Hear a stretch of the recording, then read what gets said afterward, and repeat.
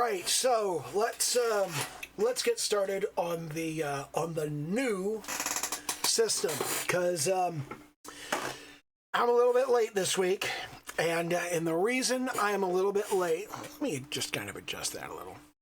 The reason I am a little bit late is because I had not come up with a good name for the show. The last couple of weeks, I've known I wanted to change the name of the show, but I hadn't come up with a good name. And I was just, it got to where it was time for me to actually start recording. It was 11 o'clock, and I needed to start recording, and I was just racking my brain trying to come up with a name for the show, because I wanted to say it during the beginning of the show, and because it's not a stream anymore, it's just a show. So I hadn't come up with anything, and I was overcome with despondency and disillusion. And I thought, I've been showing up for 3 years. I've never missed a week. Every single week I show up for 3 years. And here I am this week. And it's the beginning of my 4th year of showing up. And I cannot bring myself to show up, because I feel this pressure, and it's pressure that I put on myself. It's not even real pressure. It's not pressure from anywhere else. It's me. I created this pressure. I caused this pressure. I am the one saying, no, you have to have a name for the show before you do the show. And I couldn't come up with anything, because what's the show about? Really, what is it about?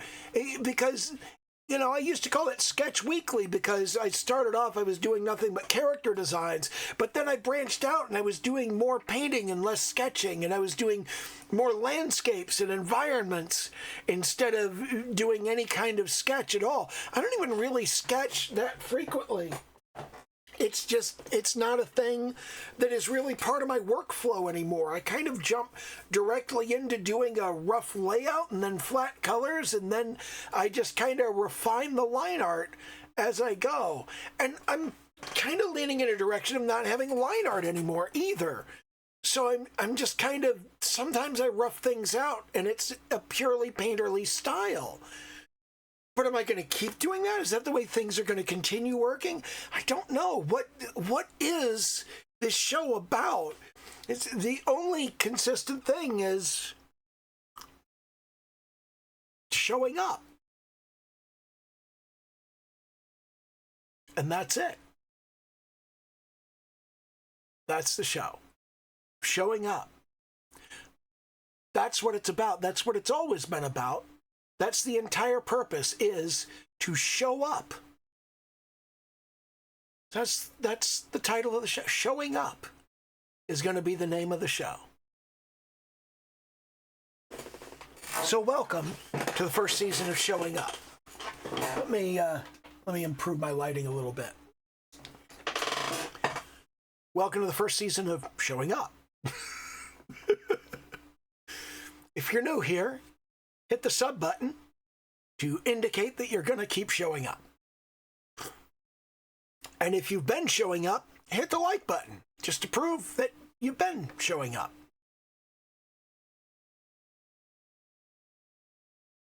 I don't know that I like doing that. Hey, hit the subscribe button, hit the like button. I don't know how I feel about that. I might not keep doing that.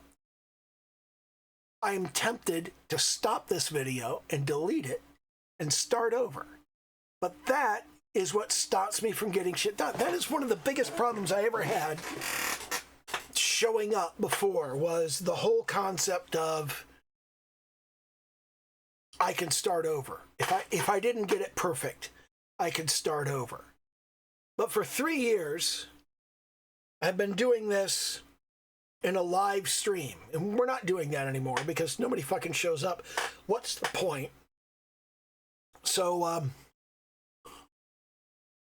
we're just going to do a recorded video instead of any kind of streaming.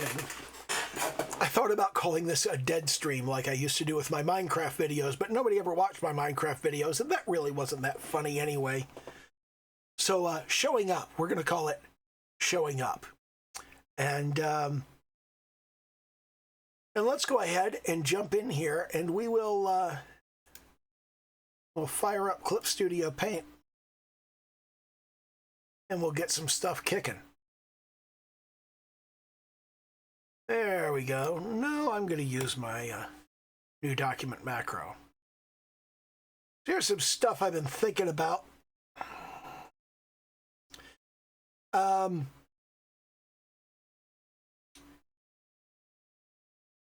There's this thing that that oil painters do, where they lay out a background color on the canvas. So I wanted to do something like that, and what I do is I take my jitter gouache brush, and this is just a copy of the dry gouache brush. Okay, it's exactly the same thing, except down here on color jitter, I've set it to randomize per stroke 10% on the hue and saturation. Okay. So I've just set it to a 10% jitter, and all I do is I start out with some color that I like for the background. Like if I decide I'm going to go with I'm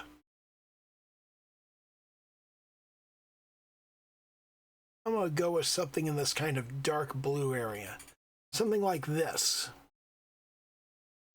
And you can see that when I do the next stroke, it's going to be a little bit different. The hue and saturation are slightly different every time. And what I'm going to do here, the reason that I've zoomed out on this is so that I can get all the way out to the edges, and I can just do individual strokes.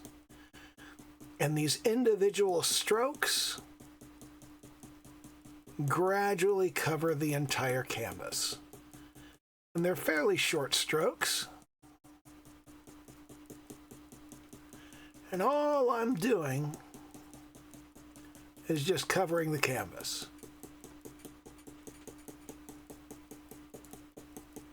And it's going to give me a background to work on. Now what I typically do is just leave things medium gray.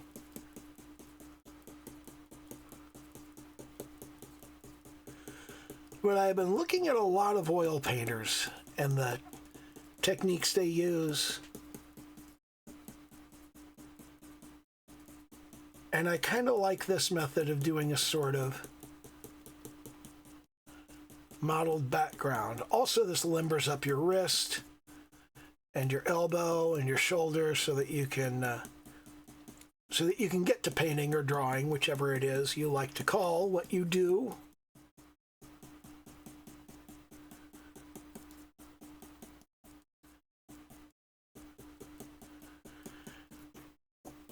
And now that we've got this kind of background together, what we can do is we can change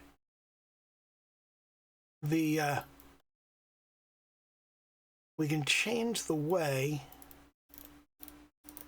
that we do the strokes. And you can do this by either like directly changing which direction you do your strokes, or you can rotate the canvas.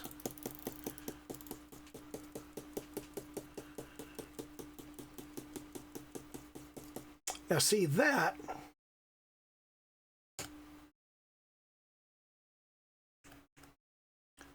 is why I like to zoom out on my canvas. So I've got more space on it.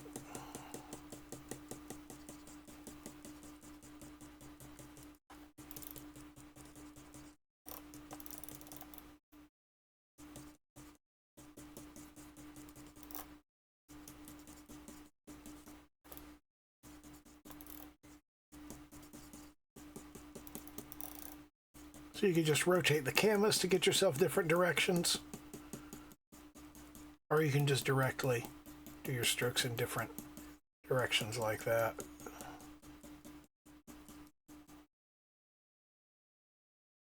But anyway, if I zoom back in, like so, you'll see that there's a bunch of areas where you can see through to the paper texture underneath. And what I do to get rid of those is I have another layer underneath of that, and I just click over to the bucket tool and I fill it with that layer. So if I turn this top layer off, you can see underneath of it, there's just a plain flat color.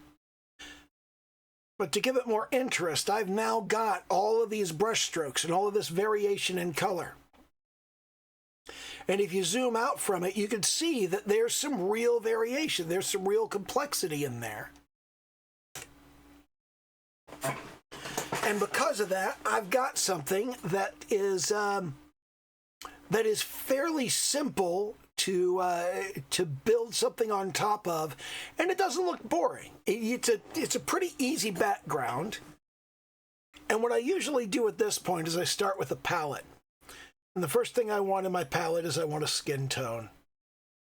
Always start with a skin tone, something in the peach pink region. So we're going to go with up here on the palette.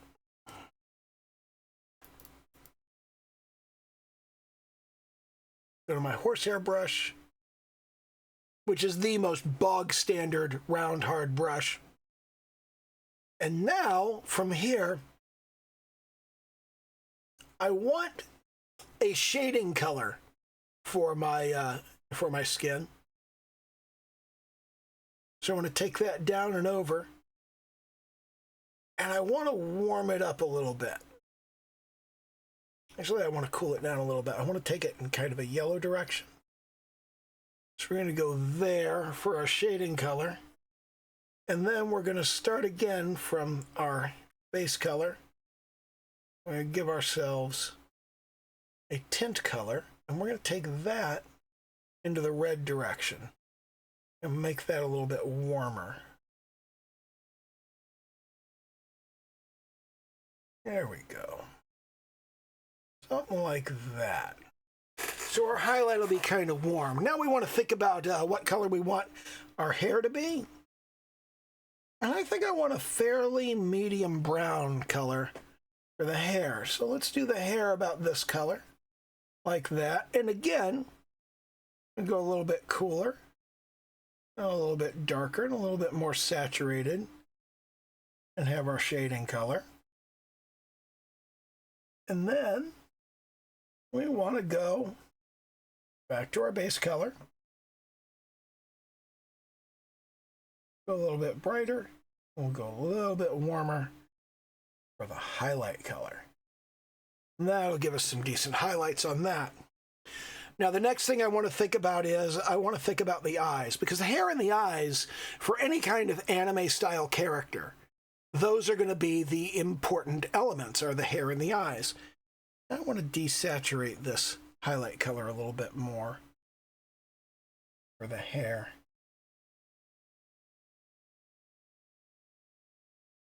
A little bit more than that. There we go. That's more the highlight color I'm looking for.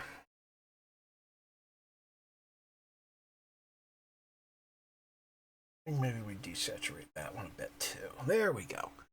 Okay, so let's talk about the eyes. Now, the go-tos are kind of, you go to a blue or you go to a green. I like to go to a green, but you can also go to any number of other places. And I think what I want to go with here is a kind of gold. I want to go with like a yellowish color. And then, once again, we're going to go a little bit cooler, a little bit darker for our shade color, right there.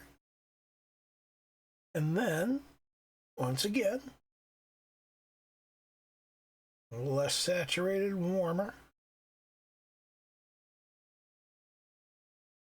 That'll be our kind of highlight color. That is a little bit off from where I want it to be. I want it to be closer to, there we go. That's a good highlight. Now I want to think about what color clothes I want her to be wearing, and I think I want her to be wearing something in the magenta area.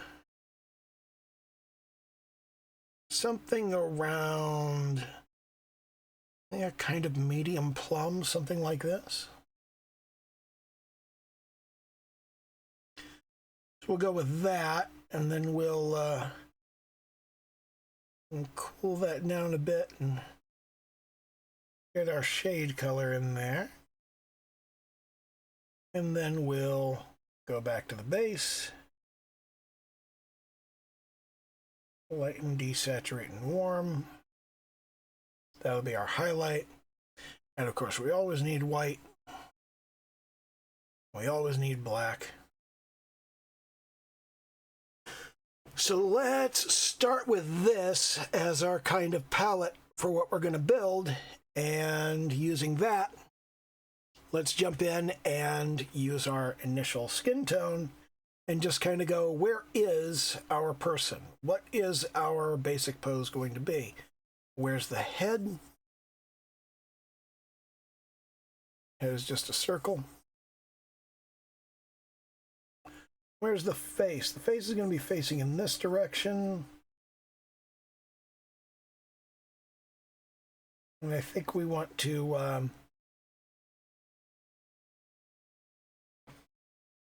we want to have that face facing downward a little bit. Actually, I need to put this on a different layer, not on the palette layer. So let's come over here to the flat color layer.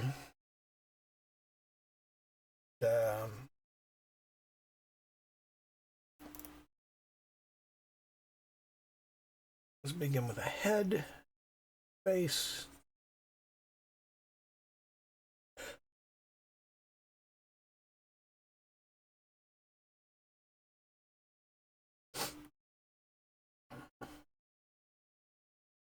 Okay, so there we've got that, and then we'll have a neck.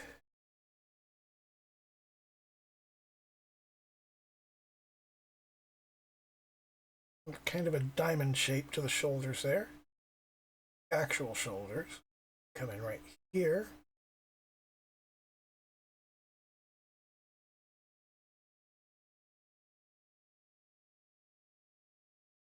Here's the side of the body. Here's the front of the body.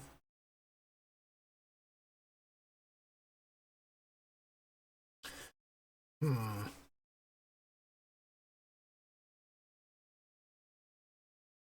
going to rough that in, and here we'll have a leg.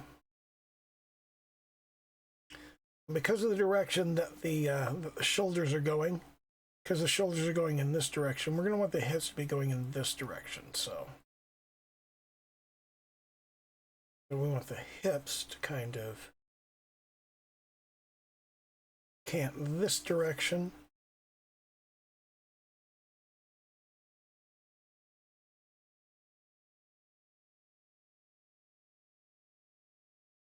Let's carve out a space there.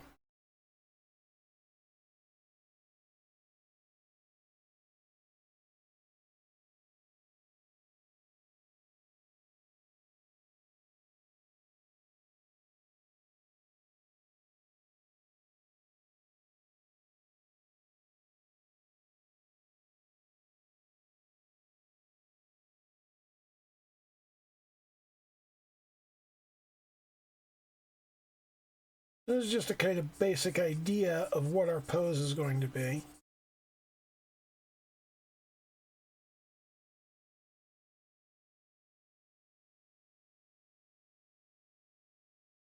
All of this is very rough, and obviously there are going to be some significant issues with it. And that's about how long the arm would be. We're going to have the have this hand on the hip. She's kind of got this cocked up in this direction.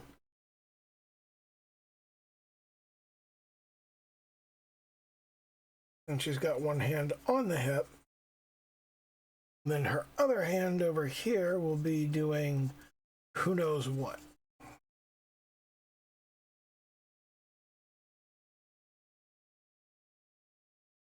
I'm just hanging down in this fashion like so.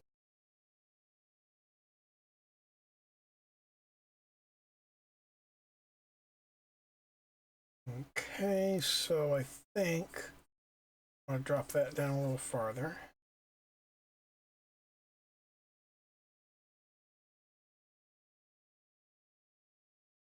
Something more like that. There's the hand on the hip. And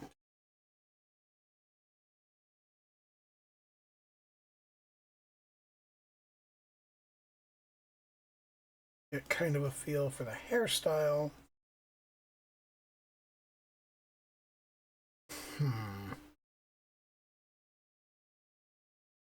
Hair's going to come out and around. How long do I want it to be? I want it to come down fairly far. Yeah, let's do something like that.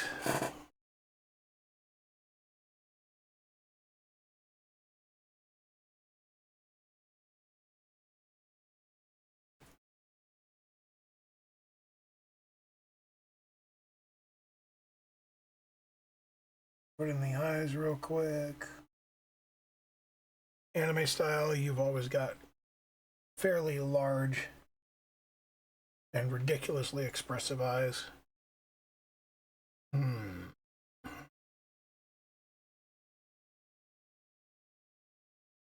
Let's go with this magenta outfit. Let's take it over here and do kind of a mid-length skirt kind of thing.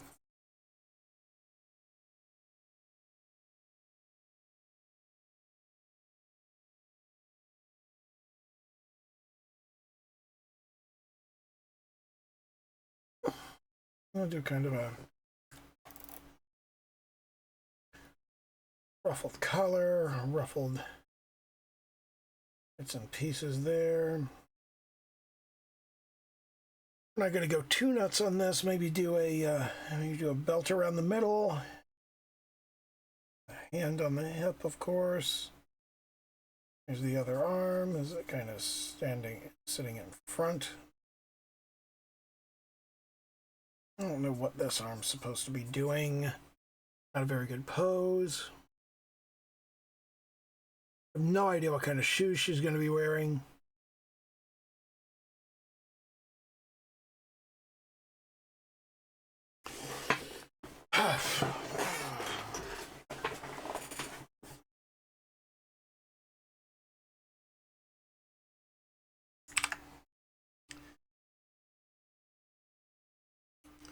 Okay, so hold on a minute. What's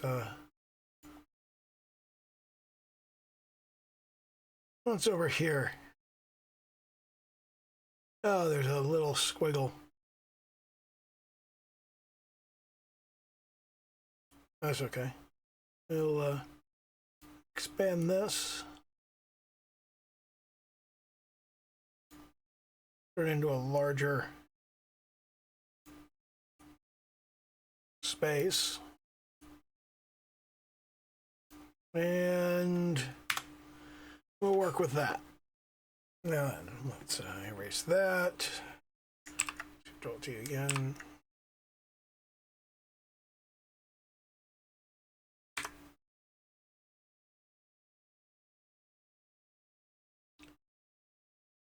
Okay, so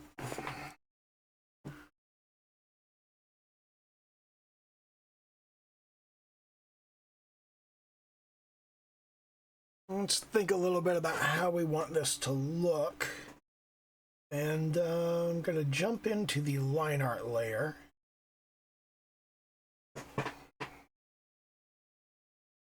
And here's where we start to kind of refine everything. So we want an actual contour to the face.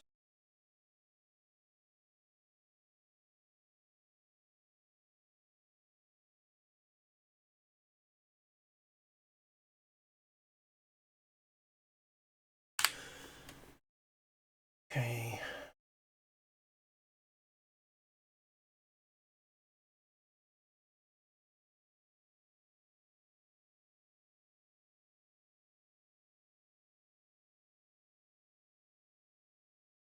That's a fairly typical anime girl head.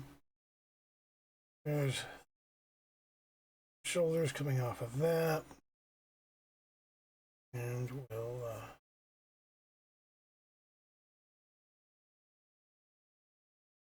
bring that down. Collarbone, collarbone. Center line of the body.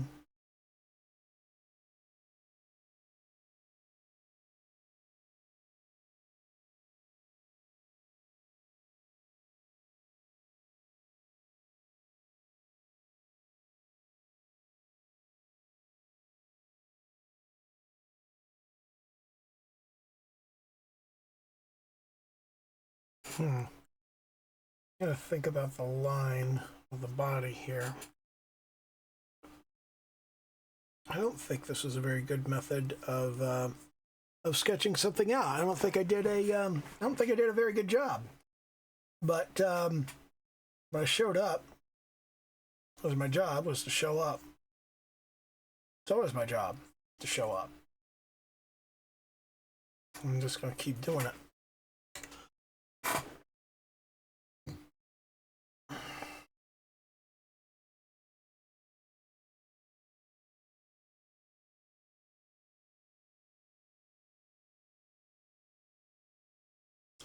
Now, one of the things that I keep thinking about is how to appropriately represent muscular legs. Because one of the things I've been noticing, particularly in Hakos Bales from Hololive, is that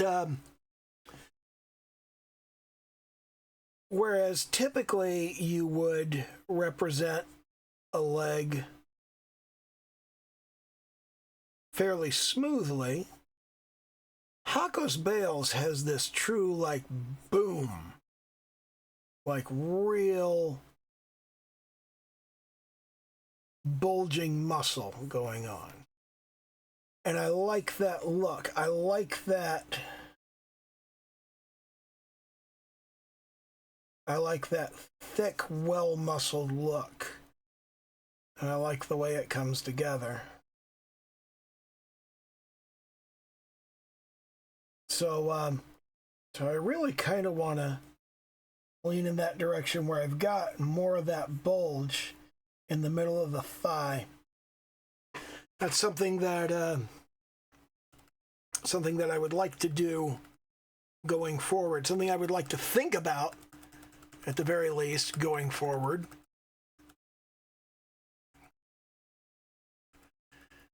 I'm just going to sit here and undo until I get this whole thing pulled off of here.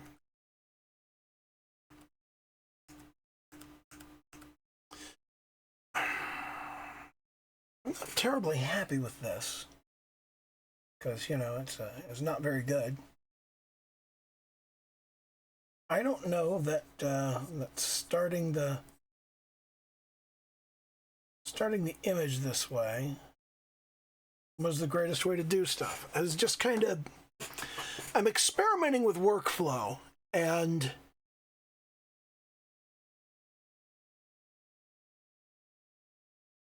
I have historically done okay starting off with a vague idea of what I want to do and just kind of jumping in with the flat colors. I think the flat colors help me to visualize what I'm doing a lot faster. But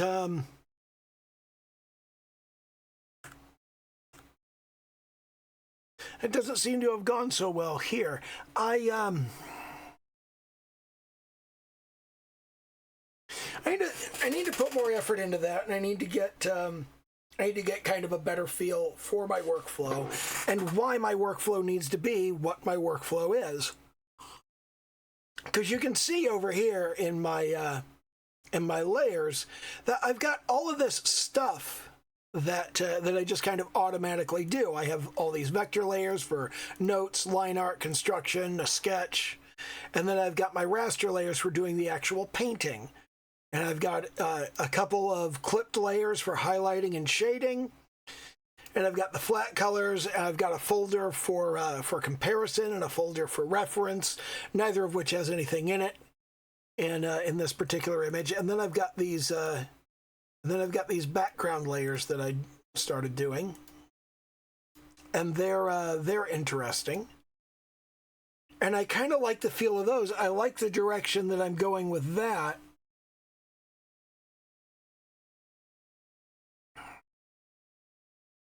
But I'm not sure whether this is my workflow anymore, because the way I was doing it was kind of flowing upward, where I was going, okay, I'm going to do a sketch, and then I'm going to do construction, and then I'm going to do some line art over top of that.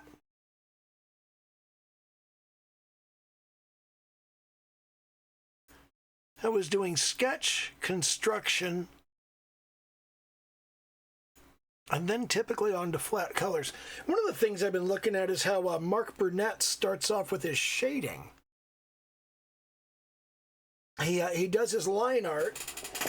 He does his line art, and then he kind of fills the line art all with one color, and then he just kind of shades everything. And shading, I found an interesting thing. This is something I've never seen anyone mention before, but it's like if I fire up a new layer there and I grab my soft airbrush, okay, and I grab the black color and I just go, okay, we're gonna shade that in there. That's gonna be dark, and that's gonna be dark. And I'm gonna use a smaller brush, and I'm gonna go a little shading there, a little shading there. Let's put some shading along the side of the leg. Here, shading along the side of the foot. And one of the things that I found was, I haven't really seen anybody talk about this.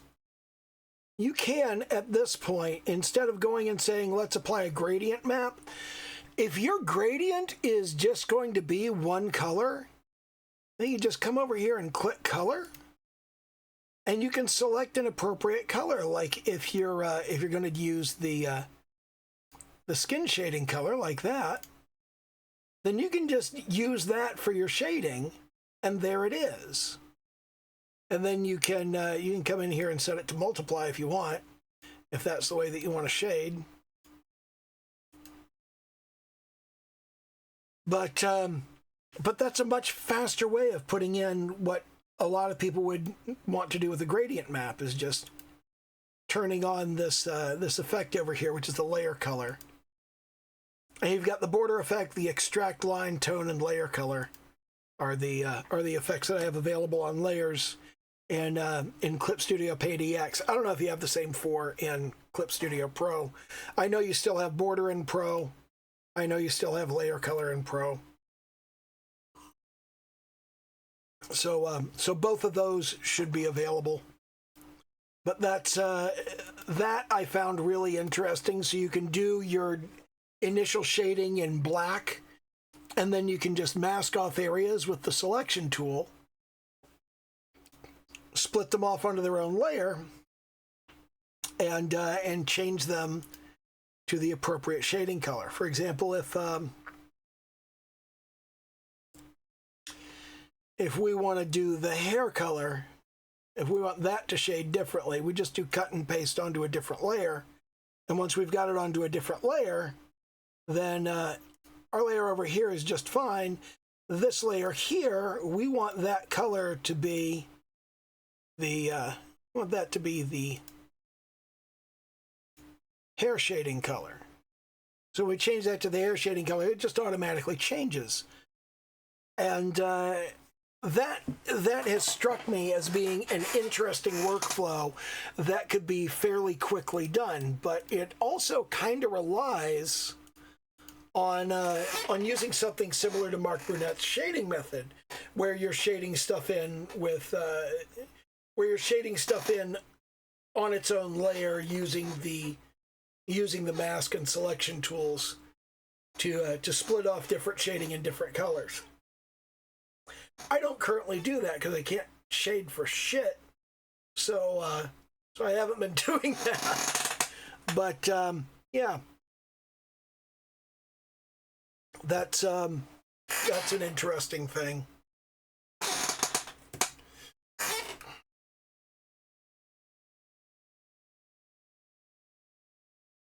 I need to do more. I need to do more characters. I need to do more characters in environments. I need to build environments. I've got a bunch of environments that I want to build. And I need to get back to doing time lapses on Fridays. It's time to start doing those again. Um, anyway, that's. I don't really want to work on this garbage piece of art for another 10 minutes. So, yeah, I'm fairly unhappy with it. That happens a fair amount. But that's okay. This is it's important to get something down so you have something to fix. If you just have a blank canvas, there's nothing to fix, and you don't know what you need to fix and where you need to go with it. And this is often where I get ideas is by sketching something out and going, no, that's not right. I don't like that. I don't want that. That's not the thing I want to do. So got something to work with here. It's dorky and stupid looking because it's like the eyes are in the wrong place. If we start to come in here and fix things, because we've got stuff to fix. Let's go over those eyes because they're in the wrong place. Let's get the face filled in there. I've got these lines to help us out. I need to start doing better line work. I think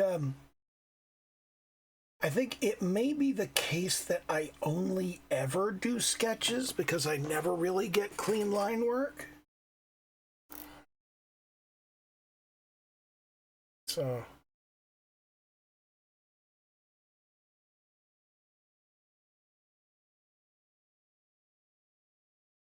let's get the hair in there.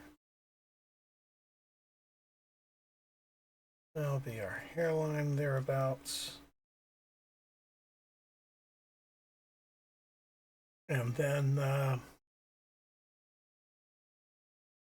have the eyes will be right around here and here. And yeah.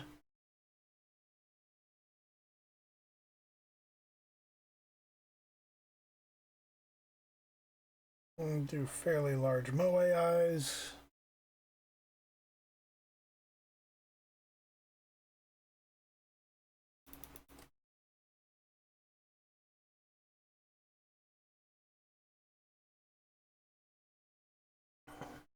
And give her a little smile. Dorky little nose.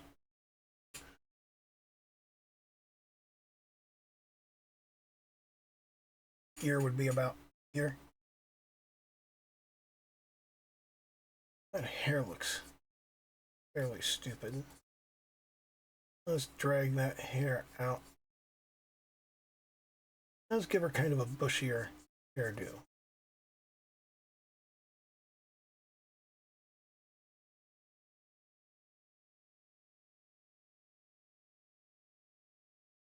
That's a little too bushy. Let's keep it in fairly close, like so. Right around there.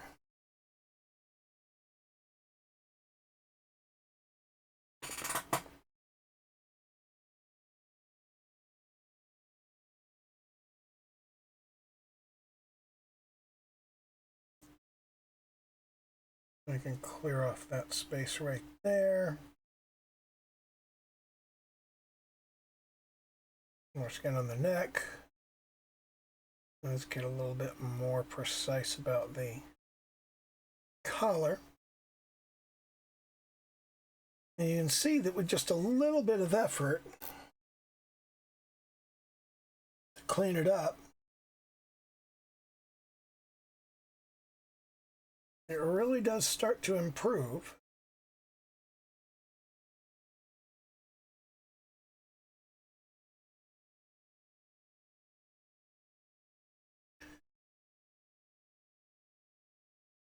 Let's clear that up a little and clear that up a little. Clean that up. Get that edge there.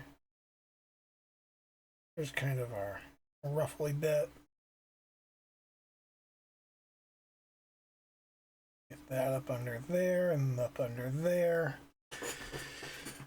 And we can detail that somewhat with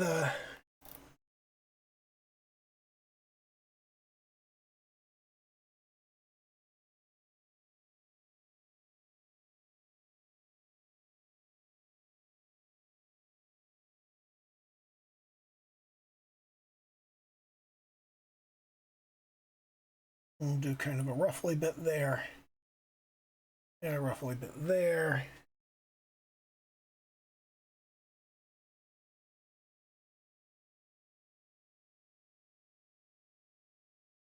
I'll do this little placket coming down here. Lay out some buttons. Having something to clean up makes a fairly dramatic difference in what you can make happen with the piece that you're just kind of fucking around with.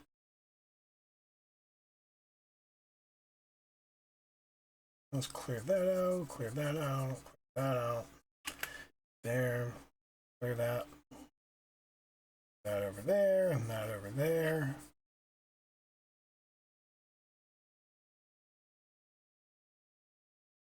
Clear that over here. Okay.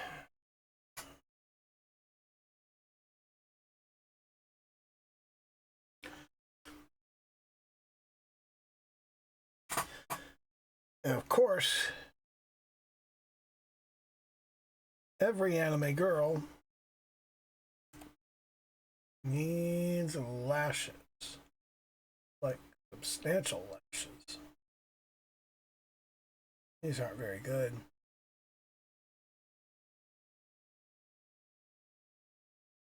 And she needs eyebrows.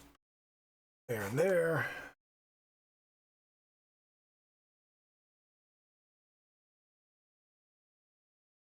Anyway, that's something that can be improved upon, something that can be refined. I don't know that I'll bother refining it, but I could manage to do something with it, I suppose. Anyway, that's been more or less the time that I want to put into this. Do the little YouTube dance, subscribe, hit the like button, hit the bell icon, all that happy horse shit, all that crap that YouTube likes. And that'll be it for this week. And I will see you on Wednesday with some random horse shit that I came up with over the course of the next couple of days. Okay, bye.